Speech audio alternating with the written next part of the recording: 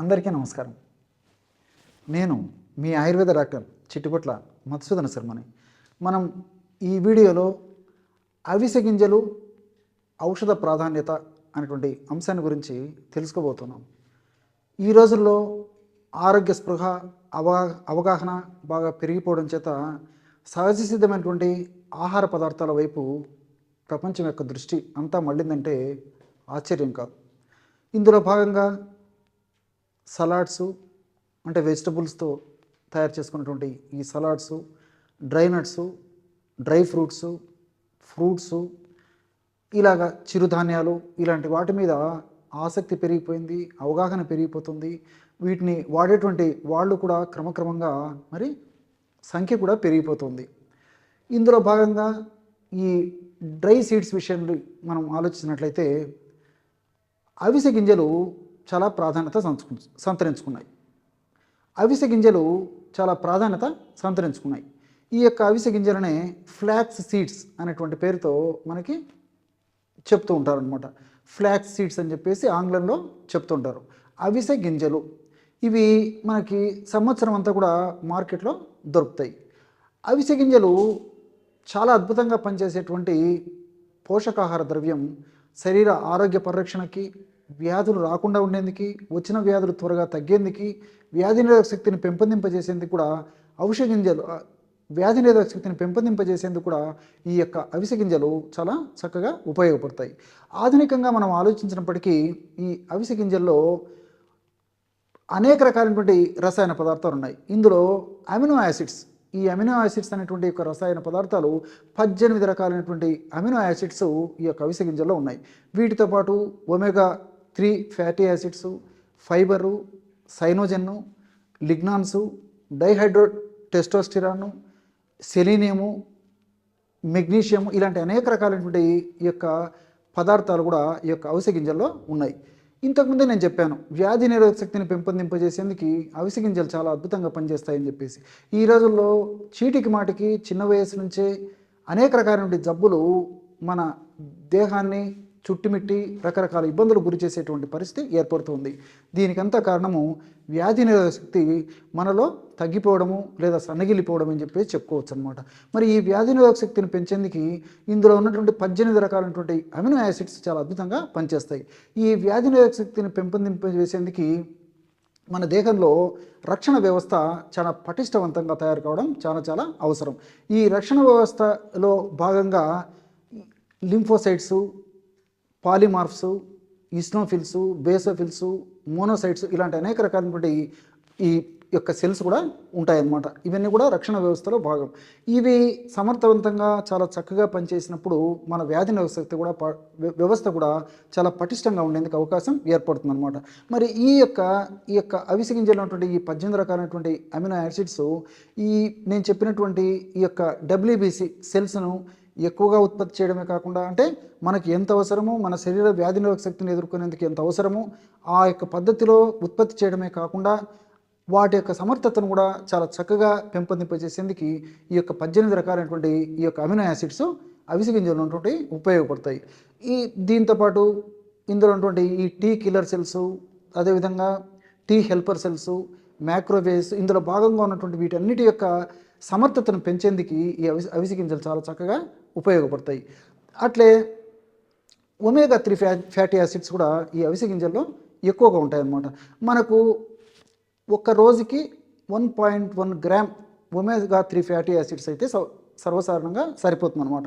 అలాంటిది అవిసె గింజల్లో 100 గ్రాముల అవిసె గింజలు మనం తీసుకున్నట్లయితే ఇంచుమించు 18 గ్రాముల వరకు కూడా ఒమేగా-3 ఫ్యాటీ యాసిడ్స్ ఉంటాయన్నమాట. ఈ ఒమేగా-3 ఫ్యాటీ యాసిడ్స్ ఉన్నటువంటి ఇలాంటి అవిసె గింజలను మనం తీసుకోవడం వల్ల గుండెకు చాలా రక్షణకరంగా, ఉపయుక్తకరంగా ఉంటుందన్నమాట. అదేవిధంగా మెదడుకు సంబంధించినటువంటి సమస్యలు కూడా రాకుండా ఉండేందుకు, వచ్చినటువంటి వ్యాధులు త్వరగా తగ్గేందుకు కూడా ఈ యొక్క ఒమేగా-3 ఫ్యాటీ యాసిడ్స్ ఉపయోగపడతాయి. ఇక్కడ మరొక విషయం కూడా మనం గమనించాలి. శరీరంలో చాలా వరకు వివిధ రకాలైనటువంటి అనారోగ్య పరిస్థితులు ఎదురయ్యే ముందు కానీ ఎదురైన తర్వాత కానీ ఇన్ఫర్మేషన్ అనేటువంటి ప్రక్రియ జరుగుతూ ఉంటుందన్నమాట. ఈ ఇన్ఫర్మేషన్ అనేటువంటి ప్రక్రియ జరిగినప్పుడు ఆ ప్రక్రియలో భాగంగా ప్రోస్టాగ్లాండిన్స్ అనేటువంటి హానిని కలుగజేసేటువంటి రసాయన పదార్థాలు ఉత్పత్తి అవుతుంటాయి. ఎప్పుడైతే ఈ ప్రోస్టాగ్లాండిన్స్ అనేటువంటి హానికారకమైనటువంటి రసాయన పదార్థాలు ఉత్పత్తి అవుతాయో అప్పుడు రక్తనాళాల్లో ఫ్యాట్స్, అదేవిధంగా ప్లేట్లెట్స్, అదేవిధంగా కొలెస్ట్రాల్ ఇవన్నీ కూడా పేరుకొని పోయి అనేక రకాలైనటువంటి సమస్యలు, అంటే రక్తనాళాలకు సంబంధించినటువంటి సమస్యలు, అదేవిధంగా గుండె జబ్బులకు సంబంధించినటువంటి సమస్యలు వచ్చేందుకు కూడా అవకాశం ఏర్పడుతుందన్నమాట. మరి ఈ ప్రోస్టాగ్లాండిన్స్ యొక్క ఉత్పత్తిని తగ్గించడమే కాకుండా వాని పని సామర్థ్యాన్ని కూడా నిర్వీర్యం చేసేందుకు ఈ ఒమేగా 3 ఫ్యాటీ యాసిడ్స్ చక్కగా ఉపయోగపడతాయి. అట్లే ఈ యొక్క ఒమేగా 3 ఫ్యాటీ యాసిడ్స్తో పాటు ఈ ఒమేగా 3 ఫ్యాటీ యాసిడ్స్ బెస్ట్ యాంటీ ఆక్సిడెంట్గా పనిచేస్తాయి అన్నమాట. అంటే మన శరీరంలో వివిధ రకాలైన హానికారకమైన పదార్థాలు ఉత్పత్తి అవుతూ ఉంటాయి. వాటిని ఫ్రీ రాడికల్స్ అనేటువంటి పేరుతో పిలుస్తుంటారు అనమాట. ఈ ఫ్రీ రాడికల్స్ అనేటువంటి హానికారకమైన రసాయన పదార్థాల యొక్క ఉత్పత్తి ప్రభావం చేత ఈ గుండె యొక్క కండరాలు దెబ్బతినడము, ఛాంబర్స్ దెబ్బతినడము, గుండెలో ఉన్నటువంటి వాల్వ్స్ కవాటాలు దెబ్బతినడము, ఇలాంటివన్నీ జరిగి గుండె జబ్బులకు కారణమైనటువంటి పరిస్థితి ఏర్పడుతూ ఉంటుందన్నమాట. మరి ఈ యొక్క ఒమేగా 3 ఫ్యాటీ యాసిడ్స్ ఇవి దెబ్బతినకుండా, అంటే గుండె కండరాలు దెబ్బతినకుండా, ఛాంబర్స్ దెబ్బతినకుండా, అంటే గుండె గోడలు దెబ్బతినకుండా, గుండె కవాటాలు దెబ్బతినకుండా కూడా ఈ ఒమేగా 3 ఫ్యాటీ యాసిడ్స్ చాలా చక్కగా ఉపయోగపడతాయి. వీటికి తోడు దేహంలో హెచ్డిఎల్ అనేటువంటి మంచి కొలెస్ట్రాల్ని పెంచేందుకు ఇవి ఉపయోగపడతాయి. ఎప్పుడైతే దేహంలో మంచి కొలెస్ట్రాల్ పెరుగుతుందో అప్పుడు గుండె జబ్బులు రాకుండా ఉంటాయి. వచ్చినటువంటి జబ్బులు కూడా త్వరగా తగ్గేందుకు కూడా అవకాశం ఏర్పడుతుందన్నమాట. ఈ ఒమేగా 3 ఫ్యాటీ యాసిడ్స్ హెచ్డిఎల్ అనేటువంటి మంచి కొలెస్ట్రాల్ని పెంచి, హెచ్డిఎల్ అనేటువంటి మంచి కొలెస్ట్రాల్ని పెంచి ఎల్డిఎల్, విఎల్డిఎల్, ట్రైగ్లిసరైడ్స్ అనే చెప్పేటువంటి శరీరానికి హానికరంగా పరిణమించేటువంటి ఈ యొక్క కొలెస్ట్రాల్ వీటిని తగ్గించేందుకు కూడా ఈ యొక్క ఒమేగా 3 ఫ్యాటీ యాసిడ్స్ ఉపయోగపడతాయి. అట్లే మెదడుకు సంబంధించినటువంటి సమస్యల్లో కూడా ఇవి చక్కగా ఉపయోగపడతాయి. మెదడు కణాలు దెబ్బతినకుండా ఉండేందుకు, అట్లే మతిమరుపు అనేటువంటి సమస్య రాకుండా ఉండేందుకు, ఏకాగ్రత, ధారణాశక్తి, స్మరణ శక్తి ఇవన్నీ బాగా ఉండేందుకు, ఇలాంటి అనేక రకాలైనటువంటి వాటికి కూడా ఈ యొక్క ఒమేగా 3 ఫ్యాటీ యాసిడ్స్ ఉపయోగపడతాయి. కాబట్టి గుండెకు చాలా మంచిది, రక్తనాళాలకు చాలా మంచిది, మెదడు కూడా ఈ యొక్క ఒమేగా 3 ఫ్యాటీ యాసిడ్స్ చాలా చాలా మంచిది. అట్లే ఫైబర్, ఈ ఫైబర్ కూడా పీచు పదార్థం కూడా సాల్యుబుల్ ఫైబరు, ఇన్సాల్యుబుల్ ఫైబర్, అంటే నీటిలో కరిగేటువంటిది, నీటిలో కరగనటువంటి ఈ యొక్క ఫైబర్, 2 ఫైబర్స్ ఉంటాయి. కాబట్టి ఇవి కూడా ప్రత్యక్షంగా పరోక్షంగా మనకు శరీరానికి చాలా ఉపకరించడంతో పాటు ముఖ్యంగా ఇందులో ఉన్నటువంటి ఒక రకమైనటువంటి ఫైబరు ప్రేగులో ఉన్నటువంటి మంచి బ్యాక్టీరియాకు మంచి ఆహారంగా ఉపయోగపడి మంచి బ్యాక్టీరియా వృద్ధి చెంది దాని యొక్క ప్రభావం మెదడు మీద, ఇతర శరీరం మీద కూడా పడి శరీరాన్ని ఆరోగ్యవంతంగా ఉంచేందుకు కూడా ఈ యొక్క ఫైబరు ఉపయోగపడుతుంది. దీంతోపాటు ఇక్కడ మరొక విషయం కూడా తెలుసుకోవాలి. ఇందులో సైనోజన్ అనేటువంటి రసాయన పదార్థం ఉంది. ఇక్కడ మాత్రం మీరందరూ బాగా గుర్తుంచుకోవాలన్నమాట.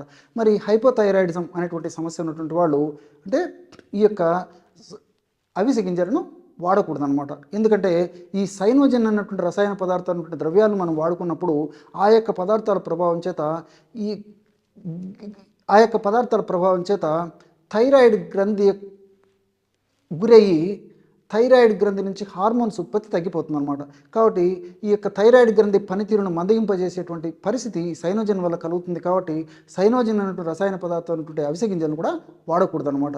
అట్లే దీంట్లో ఈ సెలీనియము, అదేవిధంగా ఇతర పదార్థాలు, లిగ్నాన్స్ ఇవన్నీ కూడా కణాలు బాగా ఆరోగ్యకరంగా ఉండేందుకు, కణాలు చైతన్యవంతంగా ఉండేందుకు కూడా ఈ యొక్క ఇవి ఉపయోగపడతాయి.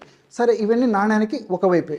మరి అవిసె గింజలను ఎలా వాడుకోవాలంటే మిగతా వాటిలాగా ఈ డ్రై నట్స్ లాగా నానబెట్టి తీసుకోవడం కానీ, లేకపోతే ఇంకొక పద్ధతిలో మొలకెత్తి తీసుకోవడం కానీ ఇలా చేయడం వీలు కాదనమాట. ఈ యొక్క అవిసె గింజలని నానబెట్టి తీసుకోవడం సాధ్యం కాదు, మొలకెత్తి తీసుకోవడం సాధ్యం కాదు. కారణం జిగురుగా ఉంటుంది, బంకగా ఉంటుంది, తీసుకోవడం కష్టంగా ఉంటుంది, తీసుకోవడం కూడా ఇబ్బందికరంగా ఉంటుంది. కాబట్టి మరి ఈ పద్ధతిలో తీసుకోకూడదు అనమాట. ఈ యొక్క అవిసె గింజలను తీసుకోవాలంటే వేయించి తీసుకోవాలన్నమాట. ఆ వేయించడం వల్ల దీంట్లో మరొక సుగుణం కూడా కలుగుతుంది. ఏంటంటే అవిసె గింజల్లో ఉన్నటువంటి ఆ ఫైటిక్ యాసిడ్ అనేటువంటి పదార్థం ఏదైతే ఉందో ఆ పదార్థము శక్తి తగ్గిపోతుంది అనమాట. అంటే పదార్థం నశించిపోతుంది. ఈ ఫైటిక్ యాసిడ్ పదార్థం ఉండడం వల్ల ఈ యొక్క అలాంటి అవిసె గింజలను మనం తీసుకున్నప్పుడు అవిసె గింజలు ఉన్నటువంటి పోషకాంశాలు కానీ, లేకపోతే ఇతర పదార్థాలు అవిసె గింజలతో పాటు తీసుకున్నప్పుడు అందులో ఉన్నటువంటి పోషకాంశాలు కానీ మన ప్రేగులు పీల్చుకొనకుండా ఈ ఫైటిక్ యాసిడ్ అడ్డుకుంటుంది అనమాట. కాబట్టి ఈ అవిసె గింజలను మనం వేయించడం వల్ల ఫైటిక్ యాసిడ్ తగ్గిపోతుంది. కాబట్టి ఆ ఫైటిక్ యాసిడ్ తగ్గిపోవడం వల్ల పోషకాంశాలు కూడా చక్కగా మన బాడీ పీల్చుకునే దానికి అవకాశం ఏర్పడుతుంది. ఈ పద్ధతిలో అవిసె గింజలను వేయించి వాడుకోవచ్చు. అలాగే రెండవది ఏంటంటే వేయించేటువంటి విధానం కూడా అవిసె గింజలను నీళ్ళల్లో వేసేసి వెంటనే ఎక్కువసేపు టైం తీసుకోకుండా అంటే జస్ట్ తడి చేసేసి నీళ్ళల్లో వేసేసి వెంటనే వార్ చేసేసి ఆ అవిసె గింజలని వాణిలో తీసుకొని వేయించేసేస్తే కర్రలాడేటువంటి అవిసె గింజలు తయారైపోతాయి అన్నమాట. అవి చాలా రుచికరంగా ఉంటాయి, సువాసన భరితంగా ఉండేదానికి కూడా అవకాశం ఉంటుందన్నమాట. అలాగైనా చేసుకోవచ్చు. లేకపోతే ఒక బాండిలో అవిసె గింజలు తీసుకొని అవిసె గింజల పైన కాస్త నీళ్లు చిలకరించేసేసి వేయించేసిన చక్కగా అవిసె గింజలు మనకు తీసుకోవడానికి అనుకూలంగా తయారవుతాయి అన్నమాట. ఈ పద్ధతిలో అవిసె గింజలు తీసుకొని వాడుకోవచ్చు. ఈ అవిసె గింజలని రోజు మ్యాక్సిమము 25-30 గ్రాముల మించి తీసుకోకూడదు అనమాట. అది మ్యాక్సిమం ప్రమాణం. అది కూడా మొదట్లో ఒక అర టీ స్పూన్ మొదలు పెట్టేసేసి క్రమక్రమంగా పెంచుకుంటూ వాడుకుంటూ ఉండాలి.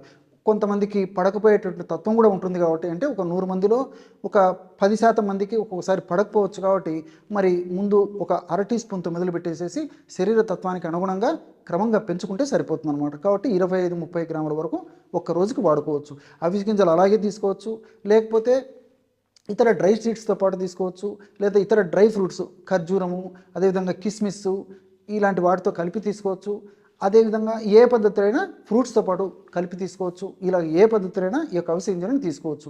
ఒకవేళ పౌడర్ చేసి తీసుకోవాలంటే అవిసె గింజలను పొడి చేసేసి ఫ్రిడ్జ్లో ఉంచుకొని ఆ యొక్క అవిసె గింజల పొడిని కూడా మనం ఆహార పదార్థాల్లో మనం తినేదానికి ఈ పద్ధతులు కూడా ఉపయోగించుకోవచ్చు అనమాట. మరి ఫ్రిడ్జ్లో ఈ యొక్క అవిసె గింజలను పొడి ఉంచుకోవడం వల్ల చాలా కాలం పాటు నిల్వ ఉండదు కాబట్టి తాజాగా తయారు చేసుకొని ఆ యొక్క పొడిని వాడుకుంటూ ఉండడం మంచిది. చూశారు కదా ఎంత విలువైన సమాచారాన్ని ఈ యొక్క అవిసె గింజల గురించి మీరు ఈ వీడియోలో తెలుసుకున్నారో.